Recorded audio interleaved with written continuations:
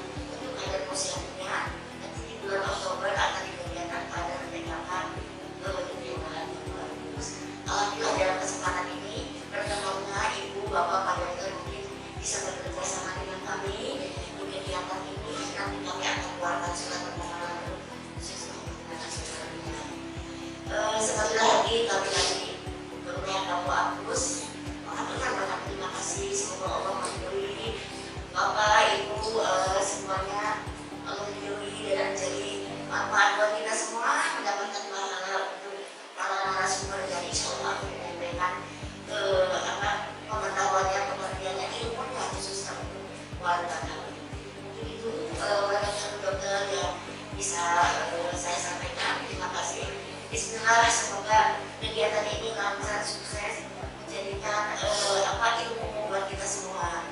Jadi itu dari saya, mohon maaf atas segala kekurangannya. Bila taufiq wal hidayah, wassalamualaikum warahmatullahi wabarakatuh. Waalaikumsalam warahmatullahi wabarakatuh.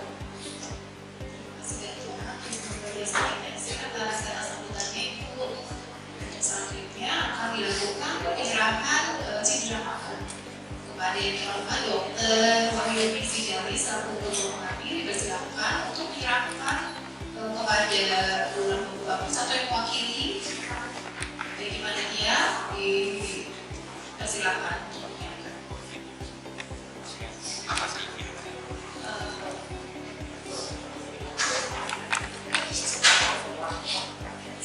Yang pertama akan dilakukan penyerahan plakat dari Ketua Pengambil kepada lurah Bapus atau yang mewakili.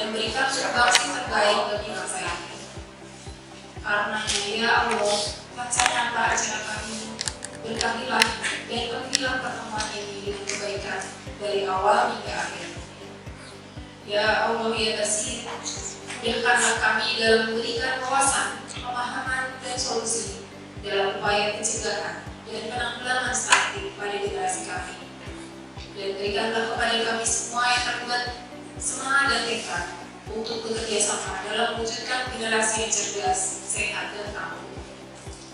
Ya Malik, ya Kudus, hanya kepadamu lah kami bersujud dan hanya kepadamu kami memanjatkan doa dan memohon pertolongan. Ya Rahman, ya Rahim, jadikanlah acara ini acara yang mau berkahi dengan cahaya harapan dalam menciptakan masa depan yang lebih baik bagi anak-anak kami serta bangsa ini. Rabbana hab lana min azwajina wa dzurriyyatina qurrata a'yun waj'alna lil muttaqina imama. Rabbana atina fid dunya hasanah wa fil akhirati hasanah wa qina adzabannar. Amin amin ya rabbal alamin. Infeksi berulang pada 1000 hari pertama kelahiran dapat menyebabkan stunting.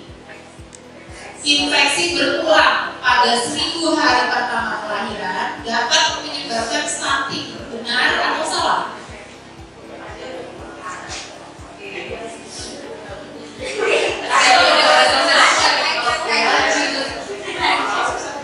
Soal nomor 4. Pencegahan stunting dapat dilakukan pada sebelum kehamilan dengan cara A. Imunisasi lengkap, B. Inisiasi menyusui dini, C.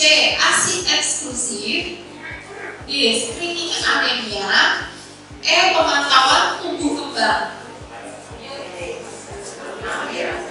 Pencegahan stunting dapat dilakukan pada sebelum kehamilan dengan cara A. Imunisasi lengkap, B.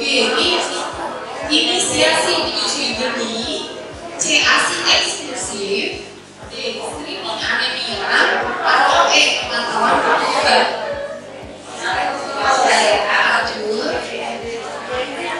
Soal nomor 5. Acupressure dapat dilakukan menggunakan benda berwujud tumpul. Benar atau salah?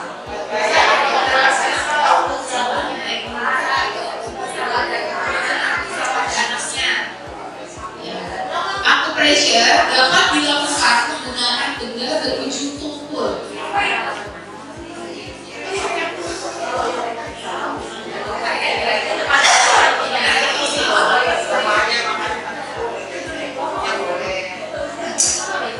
Sudah ya?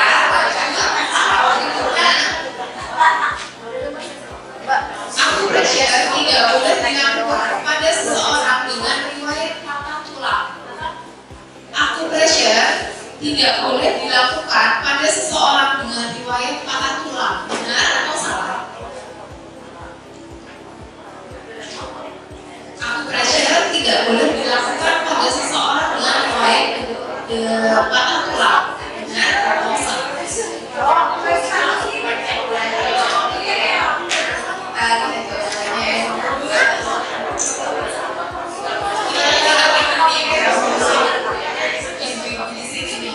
Lanjut ya.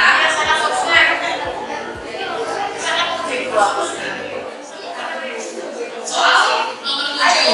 Acupressure tidak dapat dilakukan di area. Acupressure tidak dapat dilakukan di area A. Perut, B. Kepala, C. pusat, D. telinga, E. telapak kaki.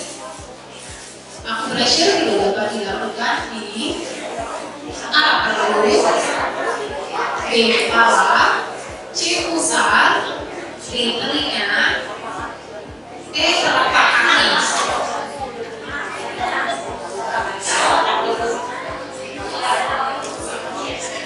Sudah, ibu siapa? Lanjut ya, soal nomor 8.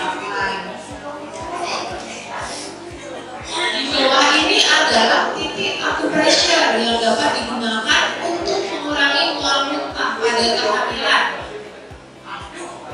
Titik acupressure yang dipakai untuk mengurangi mual muntah pada kehamilan. Titik mana aja ya? A. Di sini, di jari kelingking. B. Di perut, titik di perut. C. Titik di tangan. D. Titik di kaki bagian dalam, atau E. Titik di kaki bagian luar. Ini boleh menjawab lebih dari satu. Jadi misal menurut ibu ini semuanya benar, dijawab aja A, B, C, D, E. Misal ibu merasa ini jawabannya benar, semua A, B, C, D, E. Misal yang benar A dan C, ibu tulis A, C.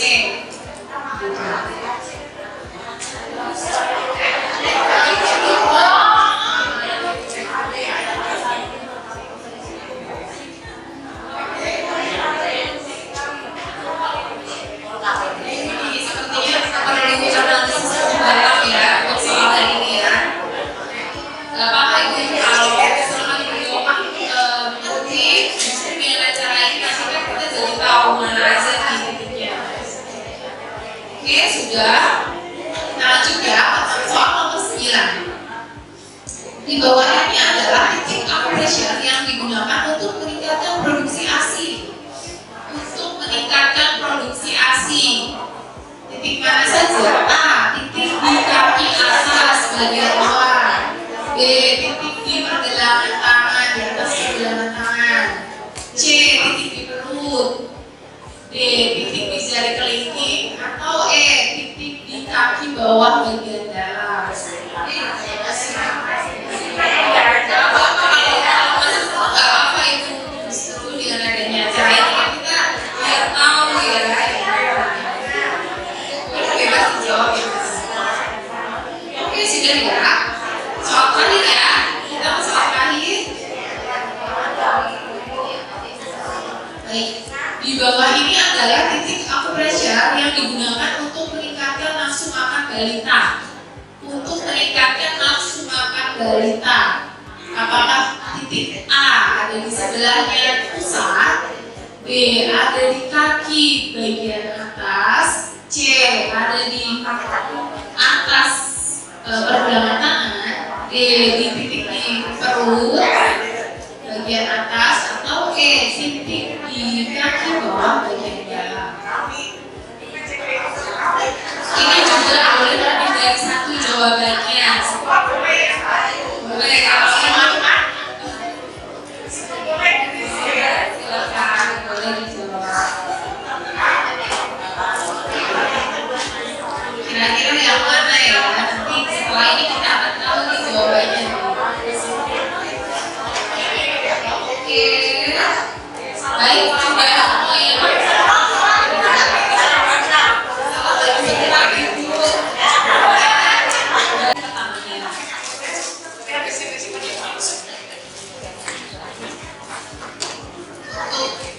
Pertama, sebagai materi pertama adalah Dr. Wahyudi Fridari. Saya akan membacakan CV beliau terlebih dahulu. Jadi Dr. Wahyudi atau Dr. Ricci ini dulu lulus dari pendidikan dokter Fakultas Kedokteran Universitas Diponegoro pada tahun 2011. Kemudian beliau melanjutkan program Magister Ilmu Biomedik FKUI pada tahun 2017.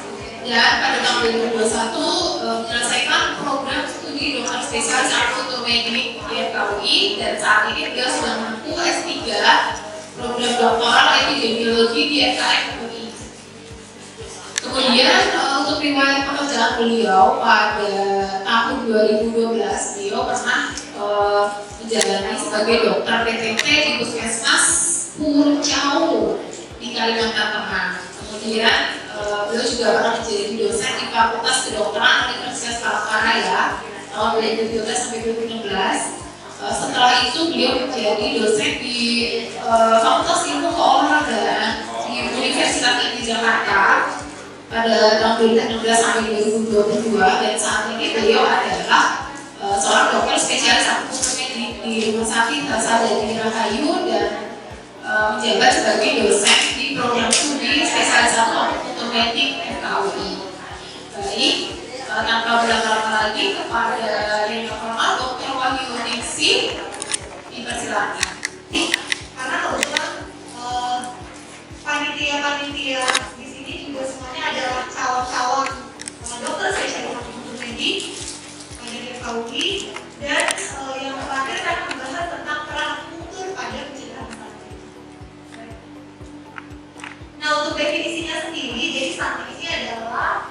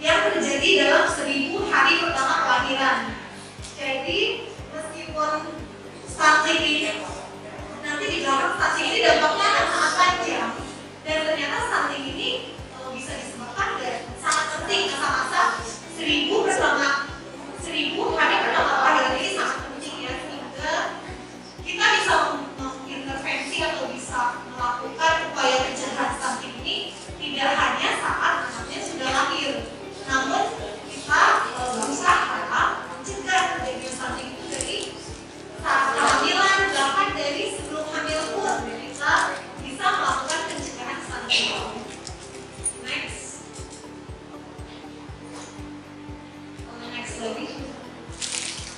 Oke. Jadi angka kejadian stunting seberapa pemerintah sangat mempopulerkan masalah stunting ini, karena kalau kita lihat data dari WHO tahun 2018 ternyata sebesar 22% atau sekitar 150,8 juta balita ini mengalami stunting. Ini data di dunia ya WHO, di mana dari 150 juta balita ini ternyata 55% kejadian di Asia dan 30% di Afrika. Dan ternyata Indonesia adalah negara dengan prevalensi stunting ketiga tertinggi di Asia Tenggara ya. Sehingga memang stunting ini sangat penting. Mungkin tidak semua dari kita itu tahu betapa pentingnya pengetahuan kita tentang stunting, karena bukan hanya intervensi pengetahuan tentang stunting itu sendiri, kita harus tahu agar kita bisa mencegah terjadinya stunting. Nah, data riset kesehatan dasar sendiri di Indonesia, kejadian stunting pada tahun 2018 itu adalah sebesar 30,8. Jumlahnya lebih besar dari persen di dunia ya, di dunia 22%, di Indonesia 30,8% pada tahun 2018.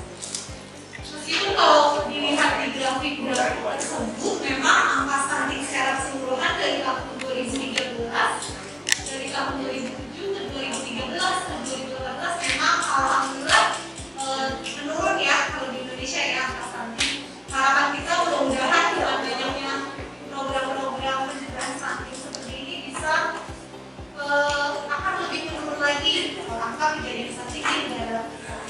Next. Nah, jadi penyebab stunting itu apa sih? Ternyata penyebab stunting itu sangat banyak. Pertama bisa kita lihat di sini, faktor genetik.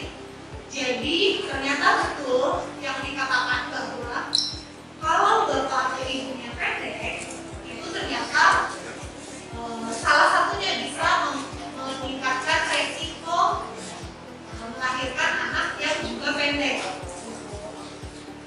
Di sini ada salah satu penelitian yang menyebutkan bagaimana resiko kejadian anak lahir dengan stunting dari ibu-ibu dari tinggi badan ibu yang kurang. Ada yang kurang dari 145 cm, ternyata resikonya sampai 2,13 kali untuk melahirkan anak stunting dibandingkan dengan ibu-ibu yang tinggi badannya normal.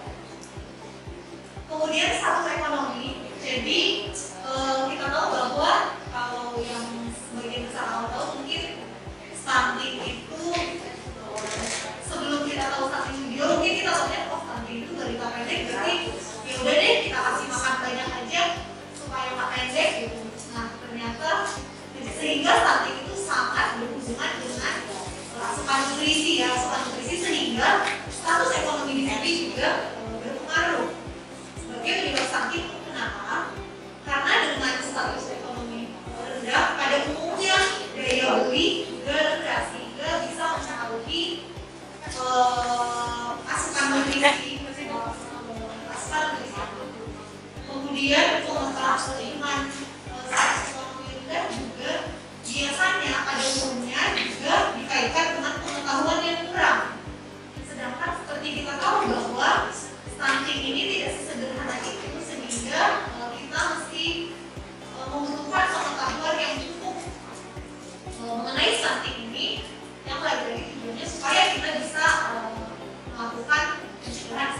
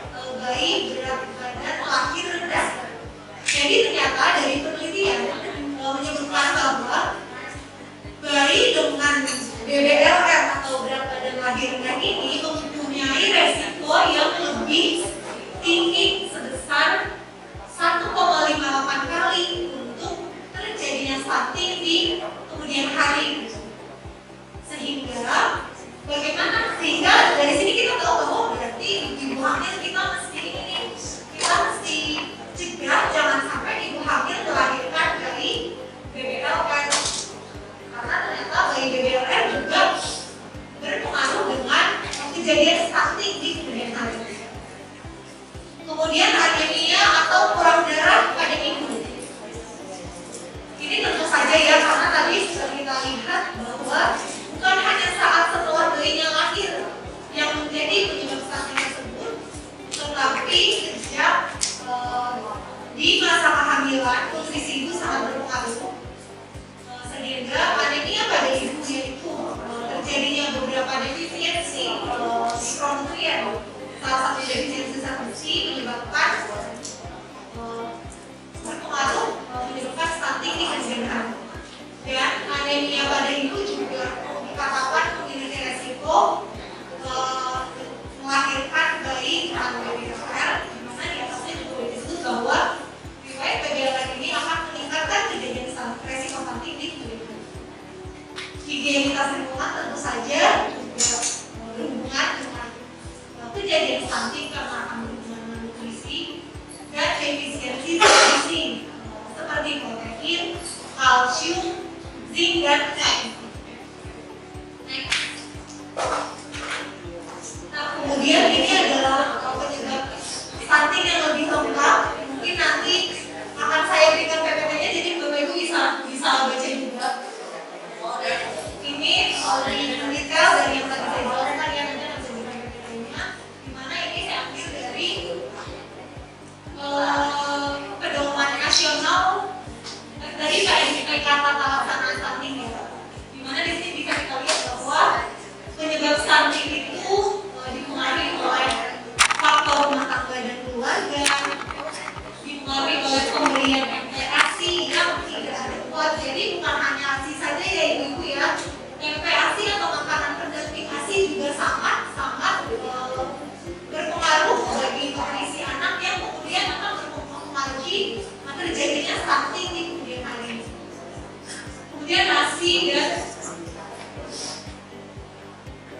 infeksi atau infeksi ya, penyakit infeksi terutama penyakit infeksi yang berulang pada anak-anak terutama di 1000 hari pertama kelahiran ini akan mempengaruhi kejadian stunting nantinya.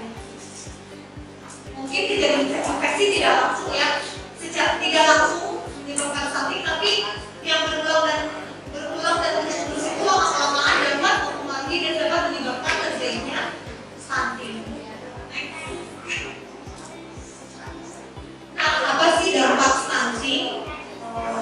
Mengapa stunting ini sangat dipopulerkan untuk ditanggulangi di negara kita? Jadi bukan hanya sekedar anak dengan perawakan pendek bahaya dari stunting itu, karena sebenarnya anak perawakan pendek tidak berbahaya ya. Yang berbahaya adalah apabila anak ini diagnosis dengan stunting itu sendiri.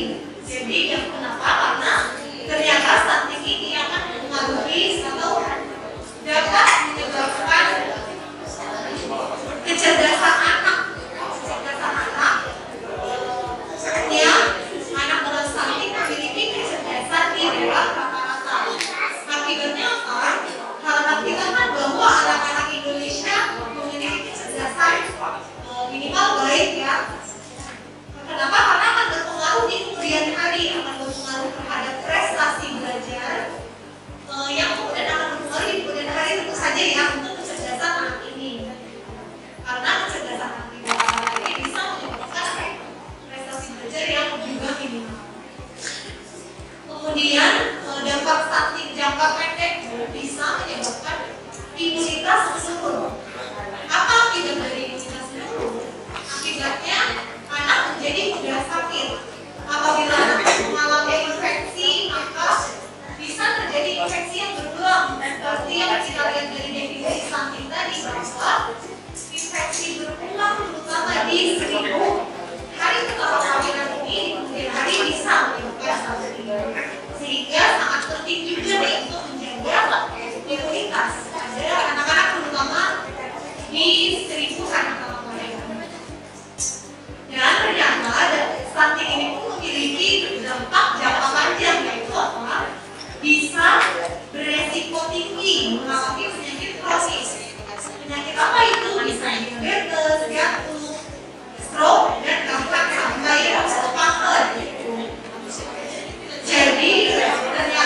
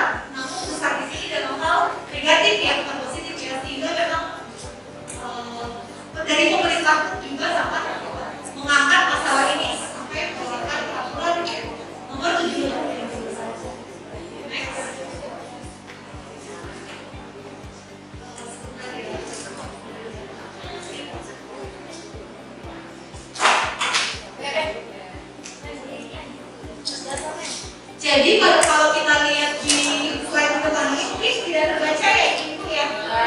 Kalau baca tapi ini saya ambil sebenarnya dari Perpres nomor 72 tahun 2021 tadi di internet ada dari nanti saat saya berikan PPT juga bahwa dikatakan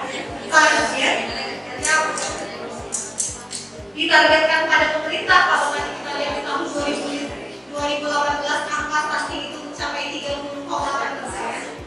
Ternyata target pemerintah adalah pada tahun 2024 itu diharapkan angka prevalensi stunting ini hanya 14% ya, itu jauh ya dari 30% di tahun 2018. Tapi mungkin dengan kegiatan-kegiatan seperti ini yang meningkatkan pengetahuan masyarakat tentang stunting itu, dan mungkin kita bisa mencapai, harapannya kita bisa mencapai angka tersebut, di mana dilakukan target pada 2024 ini dengan berbagai intervensi spesifik dan intervensi sensitif. Jadi nanti mungkin bisa dibaca ya di belakang. Sekarang saya baca dulu. Jadi bisa dilakukan dari saat ibu hamil dengan tambahan asupan gizi, kemudian diberikan tablet penambah darah pada ibu hamil, dan bahkan dari remaja pun ya, bahkan dari remaja-remaja perempuan pun sudah mulai disarankan untuk pemberian tablet penambah darah ini. Kemudian pemberian ASI eksklusif 6 bulan pada bayi, pemberian MPASI tentu saja MPASI dengan gizi yang baik ya, MPASI dengan gizi yang baik dari umur 6 sampai 6 bulan sampai 2 tahun. Kemudian tata laksana balita dengan gizi buruk, kemudian pemantauan pertumbuhan dan perkembangan balita yang mungkin di puskesmas dan posyandu lebih tahu ya, dan tambahan asupan gizi bagi balita gizi buruk, dan pemberian imunisasi dasar lengkap. Next. Nah, jadi kalau dari yang sudah kita diskusikan barusan juga bahwa betapa besarnya dampak buruk dari stunting sehingga kita harus melakukan pencegahan stunting ini. Nah, dari mana kita bisa melakukan pencegahan stunting? Di sini bisa kita lihat pencegahan stunting ini bisa dilakukan dari sebelum kehamilan, saat masa kehamilan, dan sampai sesudah kelahiran, sampai dengan 1000 hari pertama ya, dapat kita lakukan upaya-upaya untuk mencegah atau paling tidak mengurangi angka kejadian stunting. Dari sebelum kehamilan itu bisa dilakukan dengan screening anemia. Tadi mungkin ada soalnya ya. Yang benar juga tolong.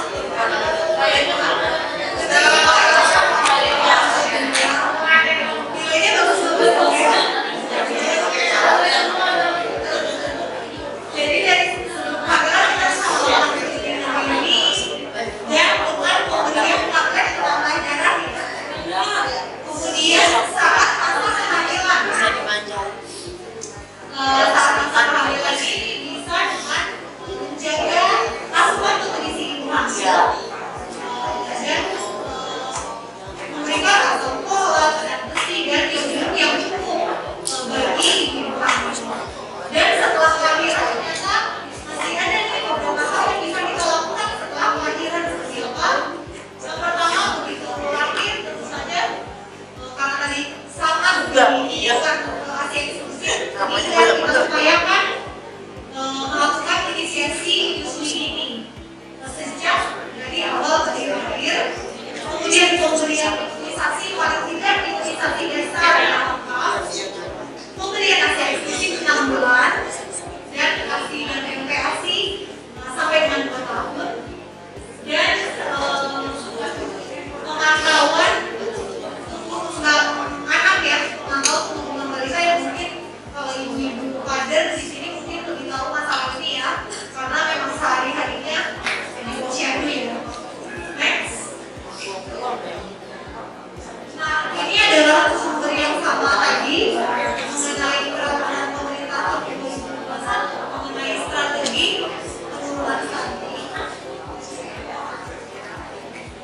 Dimana kalau kita lihat di slide ini ternyata kelompok sasaran siapa aja sih yang bisa kita sasar untuk penurunan angka stunting ini. Bisa dilihat di sini bahwa dari remaja, bahkan dari remaja putri ya, dari remaja putri salah satunya sama dengan pemberian tablet penambah darah. Kemudian untuk calon pengantin, karena lagi-lagi calon pengantin tentu saja calon pengantin, kemudian memiliki anak, sangat penting memiliki pengetahuan mengenai hal ini ya. Calon pengantin, ibu hamil, ibu menyusui, dan anak berusia 0 sampai 5 tahun. Next. Nah, ibu saya mau nanya dulu nih. Ibu ada yang sudah pernah mengenal untuk ini belum? Saat itu belum ada. Siapa yang udah angkat tangan yang tahu apa sih yang betul itu atau betul ini?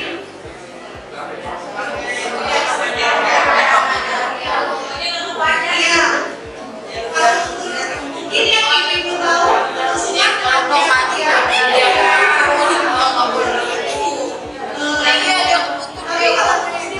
kalau emang kalau aku kembali ada definisinya ya. Coba di next. Jadi yang ortopedik adalah suatu metode pengobatan dengan memasukkan jarum di titik-titik akupunktur dengan tujuan untuk mengatasi nyeri dan mengembalikan homeostasis atau keseimbangan tubuh. Dimana kalau akupunktur ini memang awalnya berasal dari Cina yang diadaptasi dari tradisional Chinese medicine yang diadaptasi ke ilmu kedokteran konvensional menjadi kita sebut dengan ilmu akupunktur medis. Dimana ilmu akupunktur ini telah diintegrasikan ke dalam ilmu kedokteran modern sesuai dengan prinsip biomedik atau ilmu kedokteran dasar berdasarkan uji klinis ilmiah dan evidence-based medicine dalam teori dan praktek klinisnya. Next.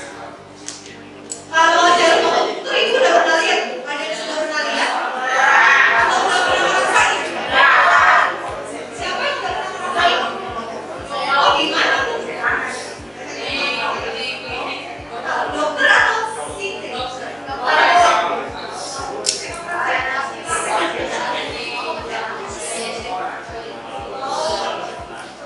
Biasanya itu tuh bukan apa?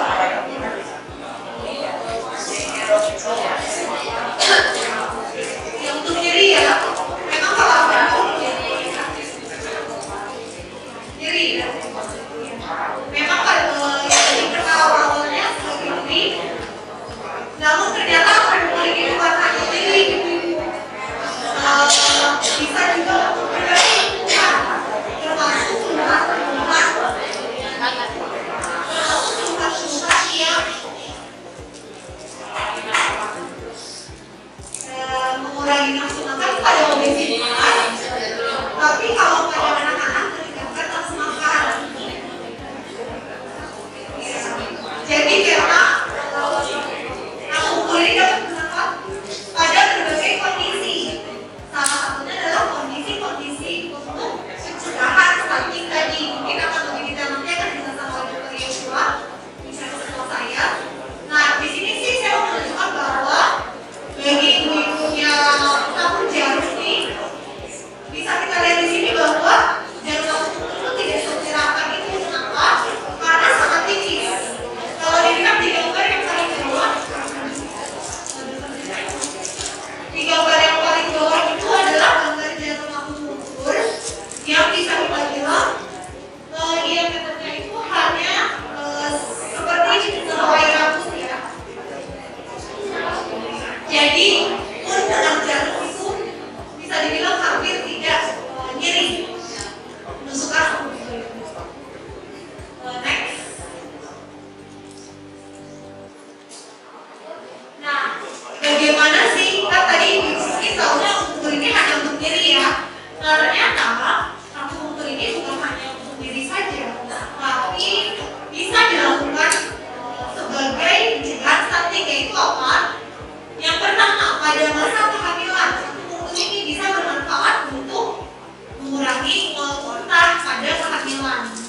sehingga nanti ibu ini dilatih untuk melakukan acupressure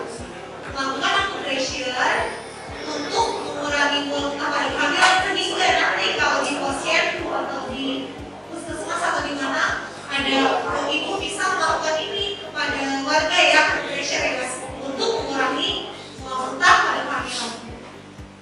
Dan untuk setelah kelahiran, akupunktur ini bisa bermanfaat pada yang berhubungan dengan pencegahan stunting, bisa bermanfaat untuk pertama untuk meningkatkan produksi ASI, dan yang kedua untuk meningkatkan nafsu makan balita. Mungkin nanti detailnya oleh Dr. Yuswa ya. Next. Nah ini saya cuma memperkenalkan sedikit tentang akupunktur, modalitas akupunktur atau alat-alat yang dipakai untuk akupunktur itu apa saja sih? Ternyata bukan hanya jarum bapak ibu, ibu-ibu. Jadi next ini ada aku yang kita sebut dengan atribut manual atau yang dengan jarum seperti yang mungkin ada beberapa ibu di sini yang sudah pernah. Kemudian yang kedua ada akupunktur listrik atau PH dari akupunktur, di mana jarum-jarum tersebut dihubungkan dengan stimulator listrik. Yang ketiga adalah akupunktur laser, bukan dengan jarum tapi menggunakan sinar laser, sehingga tidak ada rasa tertusuk sama sekali, bisa dibilang sama sekali tidak jadi dengan akupunktur laser. Yang berikutnya ada akupunktur tangan benang. Jadi kita masukkan benang yang bisa terserap di tubuh ya, yang bisa terserap di tubuh di titik-titik akupunktur untuk mendapatkan efek dari akupunktur tersebut. Yang berikutnya ada akupunktur telinga. Kita lakukan penusukan jarum di telinga untuk berbagai efek, berbagai efek akupunktur. Yang berikutnya ada karena akupunktur atau penusukan titik akupunktur dengan cairan ya, dengan cairan. Yang berikutnya ada solokupunktur. Kita lakukan stimulasi titik akupunktur dengan ultrasound. Alat ultrasound mungkin ini juga sering digunakan di rehab ini. Dan yang terakhir adalah acupressure. Kalau di sini bapak ibu bisa lihat acupressure juga dilakukan dengan jari ya. Di gambar tersebut dengan jari sendiri. Nah, pelatihan pada hari ini adalah melatih mengenai melakukan acupressure mandiri terhadap keluhan-keluhan yang berhubungan dengan pencegahan stunting. Mungkin demikian yang dapat saya sampaikan. Terima kasih atas perhatiannya, mudah-mudahan bermanfaat ya. Saya kembalikan ke Dr. Assalamualaikum warahmatullahi wabarakatuh.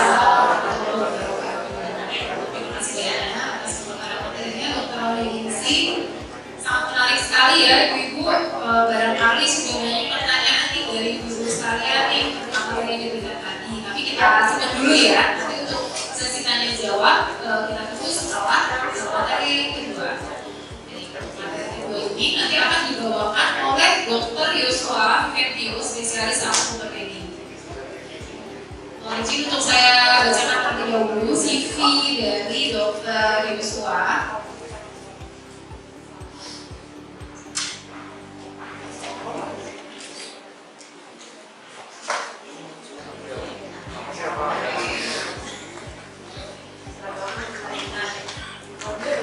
Dr. Yuswa Viventius, spesialis akupunktur medis. Beliau dulu bersekolah di Sekolah Kanisius Jakarta, lulus tahun 2003. Selanjutnya melanjutkan pendidikan dokter S1-nya di Fakultas Kedokteran Universitas Trisakti, lulus pada tahun 2010. Dan selanjutnya beliau melanjutkan di program studi dokter spesialis akupunktur medis FAUI pada tahun 2017. Kemudian saat ini beliau menjabat sebagai dokter spesialis akupunktur medis di Rumah Sakit Metropolitan Medical Center atau MMC Kuningan.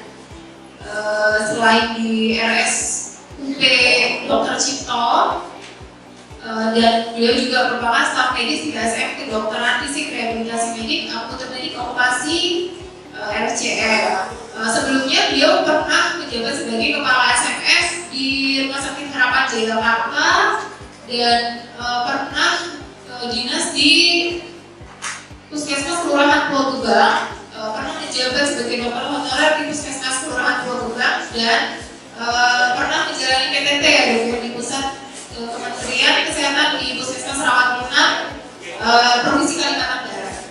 Baik, tanpa berlama-lama lagi telah hadir di tengah kita Dr. Yosua Ferdius. Kepada Dr. Yosua Ferdius, kami persilakan dong. Ya, terima kasih. Selamat pagi. Assalamualaikum warahmatullahi wabarakatuh. Ya, selamat pagi dan salam sejahtera untuk kita semua. Terima kasih Ibu-ibu atas kesediaannya untuk hadir pada acara pagi hari ini. Jadi tadi sudah dijelaskan oleh Ici tentang pengenalannya tentang stunting dan juga gugur. Nah, di sini kan juga tadi ada juga beberapa ibu-ibu yang juga sudah pernah mengikuti pelatihan atau pressure. Ternyata pressure itu luas itu Ibu, bisa digunakan untuk berbagai macam kondisi. Nah, di sini saya sifatnya hanya untuk sharing pengalaman bagaimana kita untuk mengelola orang-orang di sekitar kita, terutama apabila ibu-ibu berperan sebagai kader yang merupakan kodrat ya, kodrat kotor untuk membantu meningkatkan kualitas kesejahteraan dan ibu juga sedang hamil. Itu tujuannya untuk mencegah atau mengurangi angka stunting ini. Oke, silakan slide. Jadi mungkin saya akan bacakan aja Ibu. Jadi apa sih itu acupressure? Tadi jadi saya akan memperkenalkan ibu yang belum pernah mendengar acupressure itu apa, kan sama dengan pijat. Jadi acupressure itu merupakan salah satu jenis atau cara perawatan kesehatan yang dilakukan melalui teknik penekanan di permukaan tubuh pada titik-titik atau butur dengan bisa menggunakan jari-jari, terus bisa menggunakan atau bagian tubuh yang lain. Bagian tubuh yang lain itu bisa misalnya kayak siku, bisa juga bagian telapak tangan itu juga bisa digunakan, atau alat bantu yang berujung tumpul. Jadi berujung tumpul itu maksudnya ini, saya ibu punya kayu berujung tumpul itu bisa dipakai. Kalau misalnya ibu mungkin tukang pijat, kan bisa kadang-kadang dipakai kayu kan, dan berujung tumpul itu bisa digunakan tekan. Maksudnya itu kadang-kadang kalau kita pakai jari aja tekan itu kadang-kadang jadi capek, malah jarinya sakit nanti. Ini kan tujuannya untuk perawatan kesehatan. Jadi tadi di soal ada kan, jadi di soal itu kita bisa menggunakan jari atau bagian tubuh yang lain. Maka tekniknya ternyata bukan hanya menekan-tekan saja, ternyata ada bermacam-macam itu yang bisa digunakan sebagai acupressure. Ya, boleh dijelaskan. Jadi ini acupressure ini sebenarnya itu merupakan suatu upaya merasakan seperti atau tekanan yang ada di titik lutut. Yaitu bisa bersifatnya untuk menyembuhkan, jadi menyembuhkan ini artinya bisa mengurangi gejala penyakit atau kesembuhan, pemulihan atau rehabilitatif. Jadi pemulihan di sini maksudnya adalah kalau ibu-ibu atau anak-anak yang sedang sakit atau sakit ringan ya, bukan sakit berat. Kalau sakit berat itu memang sebaiknya langsung dibawa ke dokter terdekat atau puskesmas terdekat. Pencegahan di sini maksudnya adalah kita bagaimana kita mencegah supaya tidak berkembang atau menjadi penyakit. Termasuk di sini adalah untuk mencegah terjadi stunting.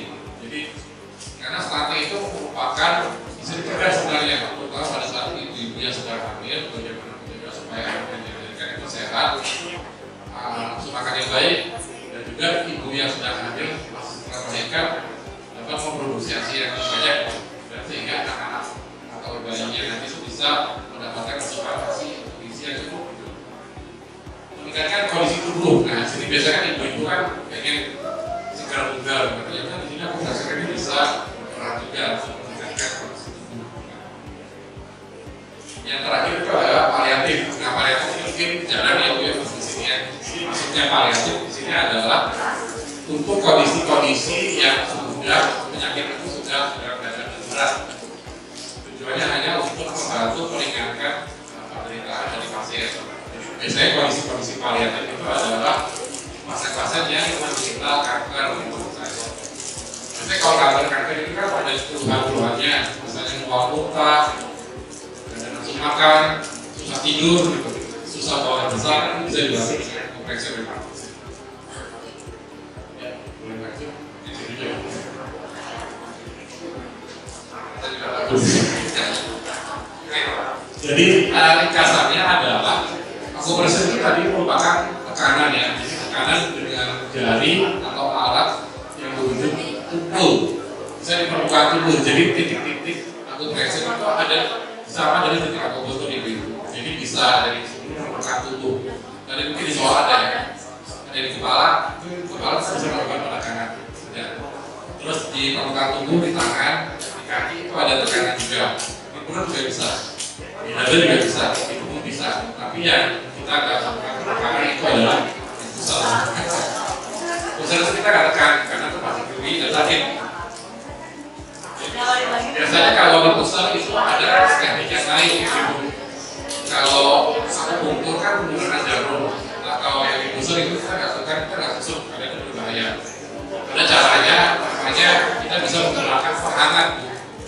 Penghangat atau namanya kita namakan moksa. Jadi moksa itu berupa kayak celup kecil yang di pusat. Itu tujuannya biasanya untuk mengurangi diare, yang bisa mengurangi kembung.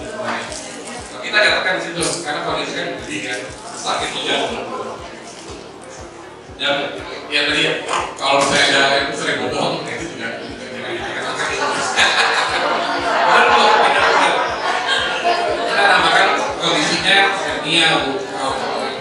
Ya, khususnya bodoh. Jadi alatnya tadi bisa menggunakan bagian tubuh itu apa? Jari bisa, telapak tangan bisa. Kalau misalnya kulitnya terlalu kayak badan itu bisa pakai kulit. Kalau misalnya ibu dipijat bisa bapaknya kan ada yang kulitnya tebal, keras gitu, berotot juga. Kalau pakai tangan kalau kita kuat, kita pakai sikut biasanya. Itu ternyata banyak bermanfaat yang untuk penyakit atau kondisi yang tertentu dan sudah ada penelitiannya. Jadi memang kalau misalnya dilihat itu akupressur memang mirip dengan pijat, tapi bedanya adalah yang ditekan itu adalah akupunktur. Terbukti aman nih sebenarnya akupressur itu boleh dilakukan, cuma nanti harus ada beberapa kondisi yang harus diperhatikan, nanti kita belajar. Dapat dikembangkan menjadi suatu asuhan mandiri. Nah mungkin di sini dulu akan kita ajarkan bagaimana melakukan akupressur itu sehingga bisa diterapkan ke pasien atau ke diri itu sendiri. Jadi ibu bisa kualitas kesehatan bisa meningkat. Nah ini mungkin nggak usah dipersingin dulu. Jadi ini hanya gambaran aja. Ternyata akupressur itu bukan hanya sekedar pijat aja.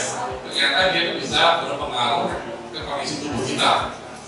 Ibaratnya di kepala kita ada otak terus gitu ya. Itu ternyata termasuk dalam tindakan akupressur. Oke, jadi kita ulang yuk. Jadi itu tindakannya itu ada bisa berupa menekan. Kalau menekan itu seperti titik akupunktur. Kita tekan-tekan. Yang kedua bisa perfusi atau mengetuk. Bisa seperti ini. Oke. Yang ketiga nailing itu ujung-ujung jari-jari seperti ini. Bisa di tangan, bisa di kaki ibu. Yang keempat itu adalah fixing. Oke. Bisa mulai dari atas sampai bawah. Tergantung dari titik yang mau kita lakukan. Oke. Yang terakhir adalah ini dan nanti seperti gosok. Nah, oke. Nanti kita akan praktekkan. Udah apa ya bu ya? Udah tahu kan cuma 5 aja bu yang bisa kita lakukan.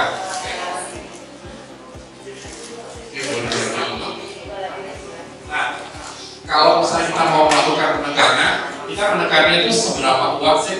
Jadi kalau misalnya, jadi menekan itu nggak sembarangan juga itu. Jadi kalau ibu perhatikan di buku kita kan ini warnanya apa? Merah kan bu ya. Kalau misalnya kita menekan, di ujungnya kan akan ada putih ya. Kalau ibu menekan gini. Nah kekuatannya itu seperti itu. Jadi ujung sepertiga kita itu jadi putih. Nah kekuatannya ada seperti itu. Kalau misalnya kita lihat kedua belum jadi putih, itu belum kuat. Nggak terasa bu. Jadi harus ujung. Nah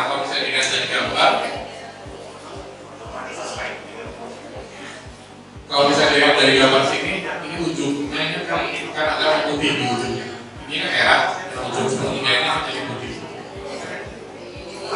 Kalau kebanyakan kedua, itu dia nggak akan berubah terus, itu kurang kanannya. Namun harus hati-hati, kadang-kadang kalau untuk anak-anak itu beda kanannya, karena anak-anak kan masih sensitif itu. Jadi kalau anak-anak sih nggak usah terlalu kuat-kuat, jadi dia harus turun kalau anak. Beda kalau misalnya ibu dengan bapaknya. Kalau bapaknya keras-keras. Kalau misalnya kita lulus-lulus dia nggak kerasa.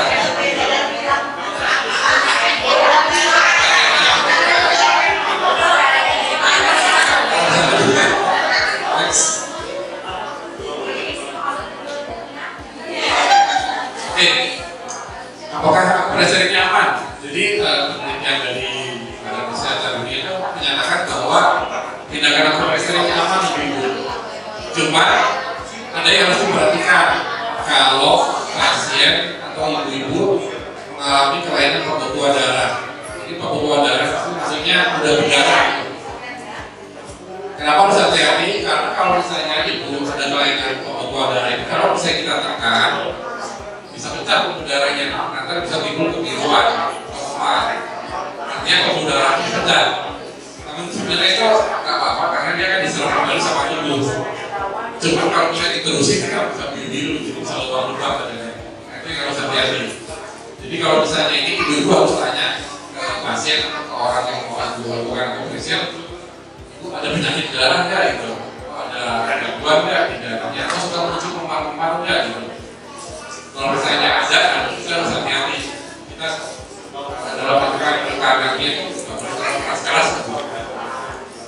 Terus yang kedua adalah minum obat pengencer darah. Nah ini biasanya ini orang-orang yang menderita sakit jantung atau kolesterol tinggi atau pernah ada riwayat penyumbatan pembuluh darah di jantung atau pernah stroke, biasanya dokter terus akan kasih obat pengencer darah. Nah ini hati-hati karena itu tadi kembali lagi kalau dikasih obat pengencer darah, darahnya encer tuh. Nah itu jadi terus pembuluh darahnya juga rapuh dia, itu mudah pecah pembuluh darahnya. Pembuluh darah pecah maksudnya itu pembuluh darah di permukaan kulit. Jadi kadang di seluruh permukaan tubuh kita itu kan ada pembuluh darah, kecil-kecil tipis-tipis. Nah kalau misalnya dia rapuh, ini jadi mudah pecah. Nah gimana pecah kayak gimana? Jadi akan muncul biru-biru, kering. Nah, itu yang harus kita waspadai. Yang ketiga adalah patah tulang atau lagi patah tulang. Nah kalau ini jangan jadi pressure. Tambah sakit bu. Tadi kan ada soalnya. Jadi kalau misalnya pasiennya itu patah tulang, jangan dipijat-pijat, jangan jadi pressure. Karena itu malah akan membuat bahaya. Jadi maksudnya ini. Kalau tulang itu ditekan-tekan yang lagi patah atau apa, dia malah akan bergeser. Kalau mau menekannya, jangan di titik yang lagi patah, tapi di titik yang lain, titik yang lain ya. Jangan di daerah yang patah, sehingga nanti malah tambah sakit itu soalnya. Berikutnya adalah tulang pipis. Nah itu tulang pipis ini pada lansia ini harus hati-hati ya karena tulang-tulang tersebut itu biasanya rawan yang sudah patah kalau udah usia. Bisa mungkin karena tulangnya sudah keropos istilahnya atau osteoporosis ya. Artinya tulang itu rapuh sudah patah. Nah itu kita harus hati-hati. Yang dimaksud dengan tulang-tulang pipis itu contohnya kalau misalnya kita menekan daerah yang kayak kepala, kemudian juga daerah-daerah wajah ini juga harus hati-hati. Karena itu juga kalau bisa ditekan yang terlalu kuat, kita bisa retak tuh. Itu yang harus kita waspadai. Next. Nah, bagaimana sih kita melakukan acupressure? Jadi acupressure itu ada tahapannya. Karena kita itu juga akan melakukan ke pasien atau ke orang lain atau ke anak gitu. Jadi yang pertama kali dilakukan itu adalah cuci tangan. Nah, cuci tangan ini juga harus dengan air mengalir, jadi maksudnya tujuannya adalah supaya tangan kita bersih. Maksudnya kita tidak membawa penyakit ke pasien, dan juga pasien itu kita tidak ketularan dia seperti itu. Nah, kalau cuci tangan ini sebaiknya menggunakan sabun dan air mengalir. Jadi tujuannya adalah supaya tangan kita bersih. Nanti akan diajarkan bagaimana cara untuk melakukan cuci tangan yang benar. Mungkin ibu sudah pernah diajarin belum? Yang cuci tangan 6 langkah. Nah, cuci tangan 6 langkah itu bisa diperhatikan di sini nanti sebelum kita melakukan compression. Nanti akan dilatih lagi di kelompok, di bagian kelompok. Terus yang kedua, kita pilih tempat dan posisi yang nyaman. Nah, maksudnya di sini adalah kalau kita mau melakukan compression, tentu kita harus nyaman posisinya. Jangan sampai kita sendiri malah pegel gitu. Dan kita mau mengobati orang lain, ternyata kita sendiri malah pegel. Jadi untuk compression ini boleh dilakukan di posisi pasiennya tiduran, tapi posisi duduk juga boleh, tapi yang nyaman. Terus berikutnya adalah melakukan relaksasi. Nah, relaksasi itu apa? Jadi maksudnya adalah kita melakukan pemijatan untuk melemaskan bagian-bagian tubuh terlebih dahulu. Yang kita pijat itu adalah otot-ototnya, Bu. Jadi otot-otot itu kita lemaskan, jadi supaya tubuh kita itu siap untuk menerima titik atau pressure penekannya. Setelah dilakukan relaksasi, kita akan menentukan titik-titik mana yang akan kita tekan, yang akan kita pijat, kita compression. Misalnya titik-titik untuk mual muntah ada di mana, nanti kita udah tahu dulu di mana, kita udah tentukan. Setelah kita tentukan, baru kita lakukan terakhir penekanan atau pemijatan itu. Jadi ini adalah langkah dasarnya dulu, Bu, yang Ibu tetap lakukan. Jadi jangan lupa cuci tangan dulu, terus kemudian di tempatnya yang nyaman, bisa di tempat tidur atau sambil duduk. Dan juga posisi ibu dan pasien harus benar-benar enak gitu. Jangan sampai isinya salah posisi Setelah itu lakukan relaksasi. Nanti relaksasi daerah-daerah mana sih yang harus kita lakukan pemijatan untuk supaya badannya rileks, itu ada di setelah stand ini. Di situ kita lakukan titik compressionnya, terus kita melakukan penekanan. Oke. Nah ini adalah daerah-daerah yang akan kita relaksasi. Jadi sebelum kita menekan titik akupunktur, ini kita lakukan relaksasi terlebih dulu, ibu-ibu. Jadi relaksasi itu adalah dengan cara melakukan pemijatan menggunakan jari dan telapak tangan di daerah pertama adalah bahu, terus kemudian di daerah tengkuk dulu, terus kemudian bahu dan lengan, terus kemudian di daerah tangan. Lengan ini maksudnya ada dua, yang atas sama lengan bawah. Terus kemudian di daerah pinggang, dan terakhir itu adalah paha dan kakinya. Oke. Nah, bentuknya seperti apa? Saya akan contohkan di video. Oke. Jadi kalau untuk tengkuk bentuknya seperti ini, harus. Jadi bisa melakukan penekanan, seperti ini. Ini akan ditekan selama 5 kali. Jadi kayak melepas itu. Ini ototnya ditekan selama 5 kali, dipijat gitu ini. Supaya ototnya jadi lepas. Oke. Yang kedua, bahu dan lengan. Kalau bahu seperti ini. Kita bisa lepas dari itu. Kiri kanan. 5 kali. Kalau misalnya bisa sekaligus ini, bisa kita tekan sendiri. Dan ini jarinya bisa sendiri. Kalau misalnya ototnya keras, itu bapak-bapak biasa keras. Bisa pakai golongan gitu ya. Bahu dan lengan seperti ini. Oke, ini tangan atas sama kiri kanan. Oke, udah 5 kali. 1, 2, 3, 4, 5, 1, 2, 3, 4, 5. Oke. Di situ lengan udah tangan ke bawah. 1, 2, 3, 4, 5. Sama kiri kanan. Nah, itu kadang-kadang jadi relax badan. Terus habis itu kita pinggang. Pinggangnya gimana? Pinggang seperti ini. Pakai isabel boleh. Kita pakai isabel seperti ini. Nah, mulai dari atas ini ke bawah. Bisa kali. Oke.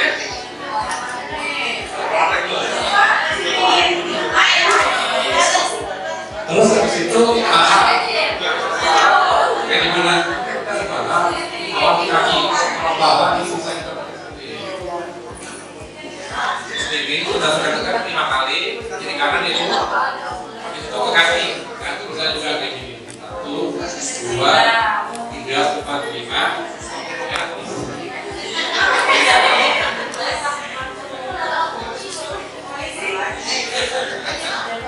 Nah, ini namanya relaksasi ibu. Jadi tahapan ini harus ibu kerjakan terlebih dahulu sebelum ibu tekan ke ini motornya. Jadi kalau ibu udah melakukan ini, biasanya fase itu dari rileks, bahkan bisa tiduran ya. Oke, jadi kita ulang itu ya. Jadi lakukan di daerah tepung 5 kali, terus kemudian bahu, tepung, bahu, dan lengan atas, tangan, pinggang, paha, kaki.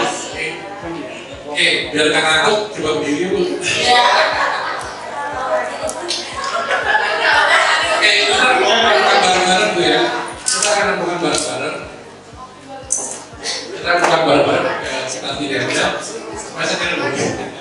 Kita mulai dari takut dulu ya Bu ya. Sambil hitung ya Bu. Kita mulai 1, 2, 3. 1, 2, 3, 4, 5. Oke. Bahu dan lengan. Bahu dulu ya Bu. 5 kali mulai. 1, 2, 3, 4, 5. Terus sisi lagi bahunya kiri kanan. 1, 2, 3, 4, 5. Oke. Kalau mau berdua juga boleh. Kalau tangannya nyampe ya. Oke. Setelah itu lengan boleh kanan dulu. Kita mulai 1, 2, 3, 4, 5. Oke. Satu lagi. 1, 2, 3, 4, 5. Oke. Tangan bawah. 1, 2, 3, 4, 5. Satu lagi. 1, 2, 3, 4, 5. Oke. Sekarang pinggang. Pinggang boleh tekan yang 1, 2, 3, 4, 5. Nah, Bapak boleh itu seperti ini. 1, 2, 3, 4, 5. Terus habis itu kaki boleh. 1, 2, 3. Oke, biar pasti dulu ya.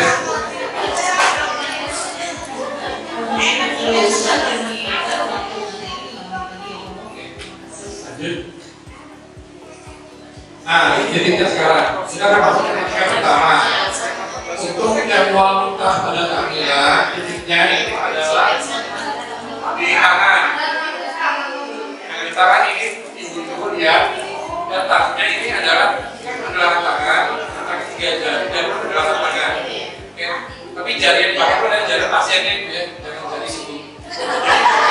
Kalau ibu sendiri pakai jari itu nggak apa-apa. Kalau untuk orang lain terus jarinya pasien. Jadi diukur nih, misalnya ini tangannya pasien, kita lihat 3 jarinya pas ini, nah jaraknya pas ini Bu. Yang dijaga itu 3 jari dari pergelangan tangan. Terus kalau ibu di tengah-tengah ini kan ibu meraba ada kayak berat yang di tengah-tengah ini ibu tekan. Nah posisi seperti ini. Ini tekan, ini boleh dilakukan 30 kali, 30 putaran. Oke. Kiri kanan boleh. Ingat ya 3 jari, tapi jari pasien itu boleh dilakukan kiri kanan ini. Boleh dilakukan 4 kali sehari, pagi, siang, sore, malam. Tapi ini dilakukan masing 30 kali. Oke. Jelas ya? Bisa? Nah, kamu bisa. Kamu antara ambil perahu atau bisa. Ini kalau ini contohnya adalah ruang luka pada kehamilan, tapi kalau ruang luka yang lain bisa. Oke, berikutnya ASI. Nah, ASI ini bisa ASI. ASI itu letaknya itu di jari ini. Jadi ibu lihat, ini kan ada kuku ibu. Saya kan di jarinya. Nah, tadi ada teknik namanya nailing kan Bu, ada nailing itu bisa kayak gini. Nah, itu gunanya nailing. Ya. Tapi dia ada pasti sebenarnya di ujung. Jadi itu fokusin di ujung.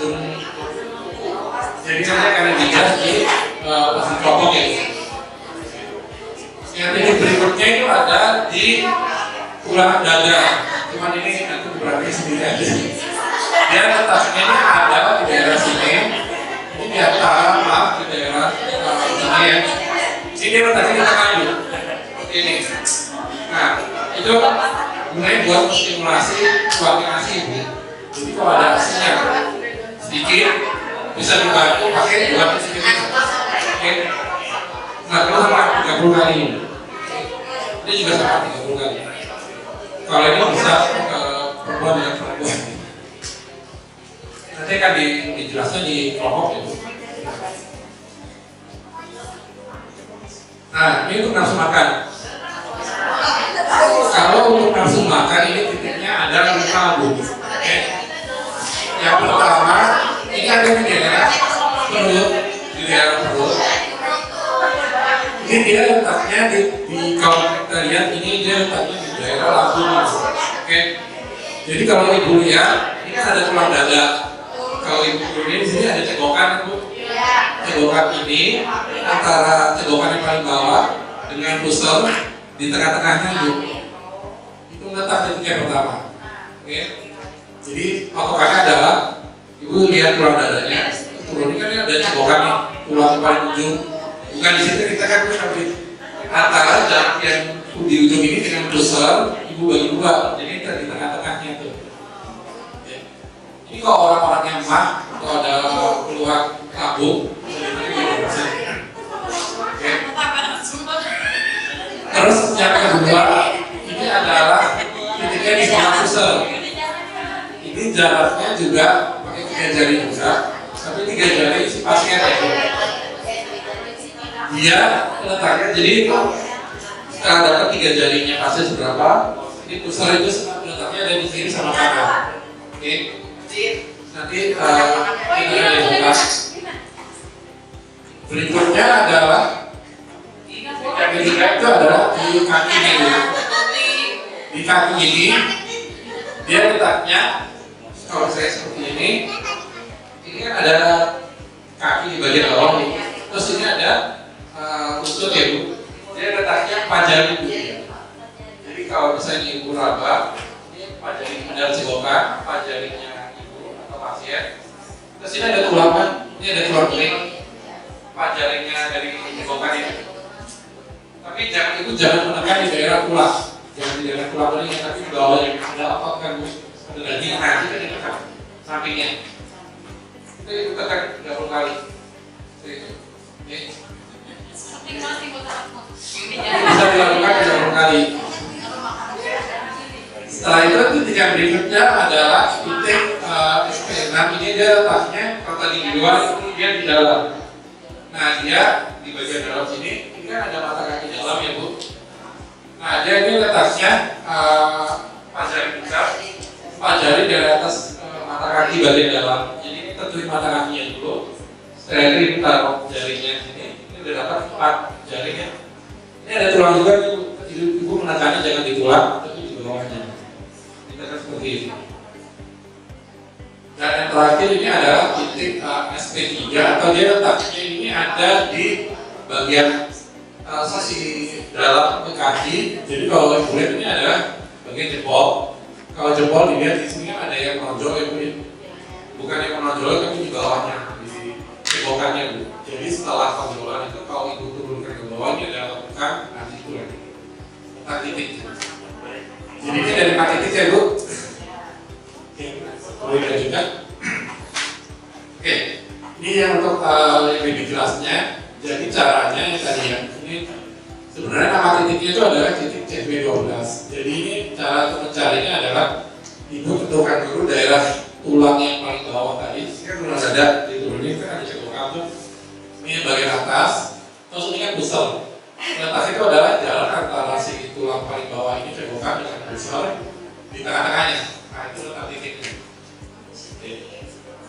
Jadi antara bagian bawah tulang yang menonjol dengan pusar di bagian bawah itu letak titiknya. Oke. Boleh dilanjutkan? Oke. Titik yang kedua ini tadi nama titiknya ST25 gitu. Jadi letaknya itu adalah 3 jari di sisi kiri dan kanan dari pusat. Jadi ibu tentukan dulu jaraknya tangan si pasien Ini biasanya kita pakai untuk meningkatkan nafsu makan anak ya Bu. Jadi itu jari anak pasti kan lebih kecil. Jadi ibu tentukan jari anak itu 3 jari kan segini kawitan.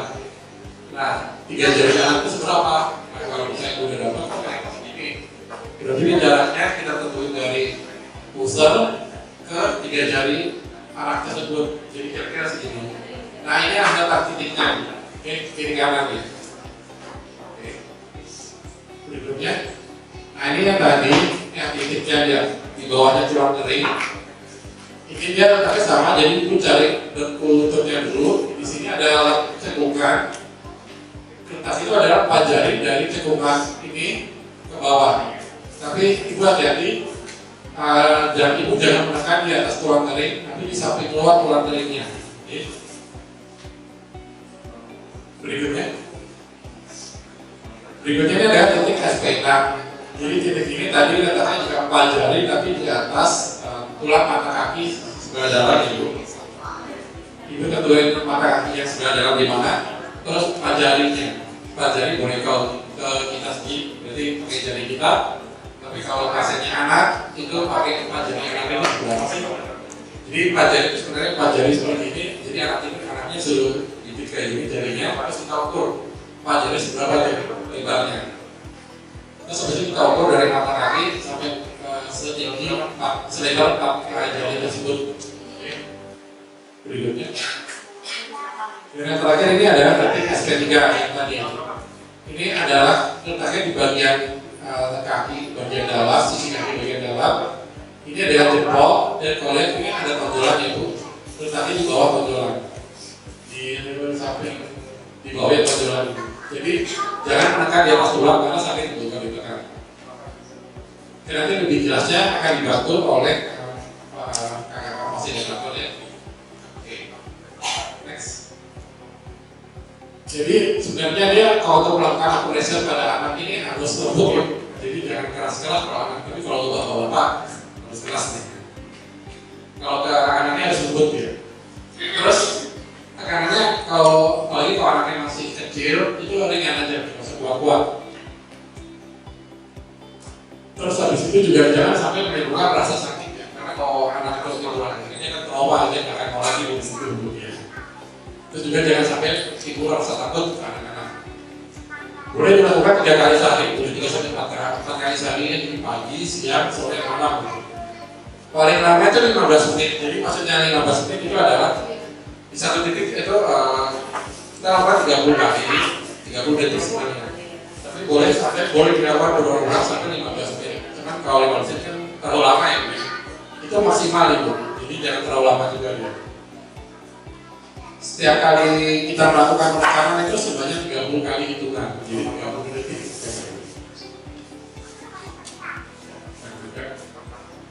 Jadi yang harus diperhatikan adalah kita harus perhatikan bahwa anak itu dalam kondisi sehat kalau kita mau melakukan operasi sebenarnya. Terus juga anak tidak demam, maksudnya dari tidak demam adalah kalau anaknya demam lebih baik lebih cepat itu pakai obat penurun panas dibandingkan dengan operasi. Karena kalau misalnya kita telat menangani penurunkan panas ya, takutnya dia ada penyakit lain seperti demam berdarah. Itu kan lagi musim ya, itu yang bisa dihati. Terus juga aktif, di sini maksudnya kita lihat anaknya itu harus aktif. Kalau anaknya udah lemas, udah pucat, kayak gini udah terus lebih cepat dibawa ke dokter atau ke puskesmas terdekat. Tidak sedang mencret. Nah ini maksudnya kalau mencret itu maksudnya pertama sebenarnya kalau mencret itu adalah cairan atau oralit. Jadi jangan dilakukan operasi dulu, karena kan kalau sakit jadi perutnya pasti. Lebih aman kalau lagi mencret itu adalah untuk oralit. Nanti kalau mencretnya udah teratasi, udah gak diambil lagi, baru ibu boleh melakukan penekanan ringan di daerah perut. Terus yang terakhir adalah tidak ada riwayat kejang. Maksud dari tidak ada riwayat kejang adalah jangan tadi, karena kalau misalnya kejang itu bisa bermacam-macam ibu. Bisa karena misalnya kayak epilepsi yang paling sering itu lebih baik lebih cepat itu pengobatan medis gitu dibanding dengan operasi. Jadi pertolongan pertama memang sebaiknya langsung dibawa ke puskesmas saja. Jadi kenapa pakai asuhan mandiri pressure ini? Karena dia itu aman, mudah dilakukan dan terbukti manfaatnya yang tadi sudah saya jelaskan sebelumnya. Jadi akupressure ini bisa dilakukan oleh siapa saja, bisa dilakukan oleh orang tuanya, bisa dilakukan oleh si pengasuhnya, bisa dilakukan oleh keluarga, atau bisa dilakukan oleh anak itu sendiri. Jadi, terutama kalau anaknya udah lebih besar, itu bisa diajarkan supaya anak itu bisa mandiri melakukan akupressure ya. Jadi kapan itu dilakukan? Jadi itu dilakukan bisa kapan aja selama sedangnya. Yang penting tidak mengganggu aktivitasnya seperti aktivitas mandi, berpakaian, bermain itu sebaiknya kita kalau kita mau melakukan akupressure saat anak-anak itu sedang santai. Jadi maksudnya dia tidak bermain karena kalau kadang-kadang kalau misalnya kita ganggu gitu kadang-kadang mereka suka berontak kan, bisa marah. Oke. Ya. Mungkin itu aja dari saya untuk pemaparan singkatnya. Jadi nanti Ibu akan dibagi menjadi 4 kelompok. Di 4 kelompok itu akan ada dokter yang akan membantu untuk membantu cara melakukan akupressure. Semoga apa yang saya berikan pada kesempatan ini dapat bermanfaat bagi Ibu sekalian supaya kita bisa dipraktikkan sehingga dapat untuk meningkatkan kualitas dan anak di kelurahan Bagus. Terima kasih atas perhatiannya.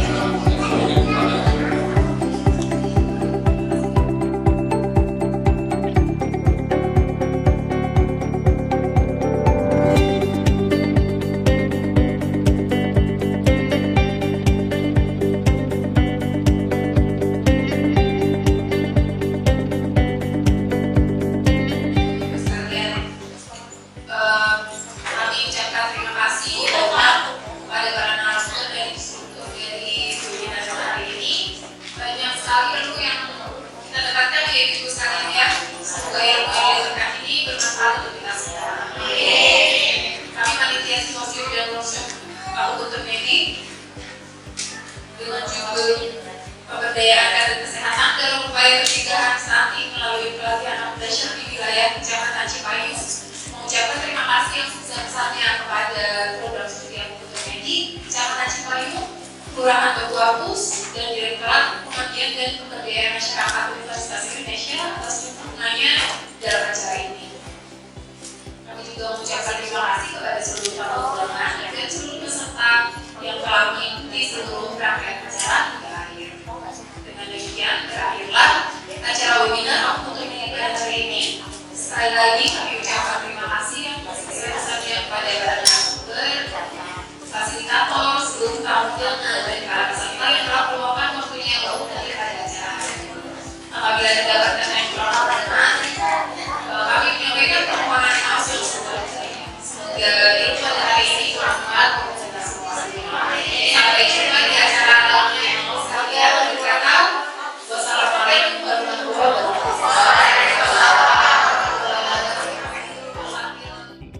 Selamat siang Ibu, dengan Ibu siapa? Siang dok, saya Nancy Susanti dok dari Kadar Puskesmas dok. Baik Ibu, Ibu sebelumnya sudah tahu tentang akupressure? Oh belum pernah tahu dok, akupressure itu kayak gimana tuh belum pernah tahu saya dok. Oke, kemudian setelah pelatihan ini dilakukan, apakah yang Ibu dapat? Banyak banget dok, tadi dokternya ngejelasin akupressure itu juga bisa dipakai untuk meningkatkan nafsu makan. Nanti bisa saya praktekkan dok buat warga-warga sekitar dok, banyak banget manfaatnya dok. Baik Ibu, untuk adakah sepatah dua patah kata untuk pesan ataupun kesan Ibu? Kapan-kapan diadain lagi ya dok, pasti saya ikut lagi. Makasih banyak ya dok. Terima kasih kembali Ibu. Selamat siang. Selamat siang dok.